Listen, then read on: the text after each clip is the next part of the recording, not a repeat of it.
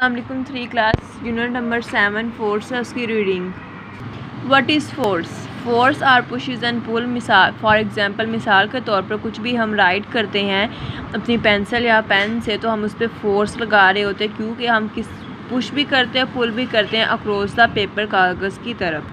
Forces change the way things move. Force की वजह से जो चीज़ों की डायरेक्शन है रास्ता है वो भी बदल सकता है।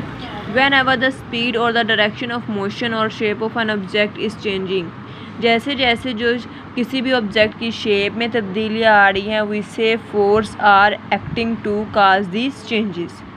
What can a force do? Force can cause object to change shape. force की वजह से चीज़ों की शक्ल चेंज हो जाती है। मिसाल के तौर पर हम आटा गूंथते हैं, आटा पाउडर की फॉर्म में होता है, पानी के साथ मिक्स करते हैं तो फिर हम आटा गूंथते हैं और उसकी शक्ल चेंज हो जाती है। फोर्स की वजह से हम किसी भी चीज़ की डायरेक्शन को भी चेंज कर सकते हैं, उनकी स्पीड को भी तेज़ कर सकते हैं।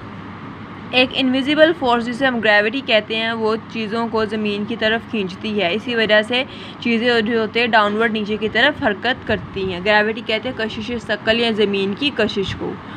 Forces can cause object to move in a new direction. नई सिमत में चीज़ें हरकत करती हैं। Forces can cause object to slow down. For example when a driver pushes on the brakes of a moving car. कि कोई ड्राइवर है चलती हुई कार को पुश करता है तो उससे उसकी स्पीड क्या हो जाती है, कम हो जाती है। फ्रिक्शन क्या रगड़ एक फोर्स है जो कि दो चीज़ों के दरमियान में प्रेजेंट होती है जब हम उन्हें आपस में रगड़ते हैं।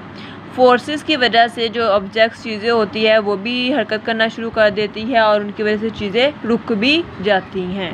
क्लियर है? तो ठीक है, page number 64 and page number 65 ये दोनों की दोनों रीडिंग्स हैं।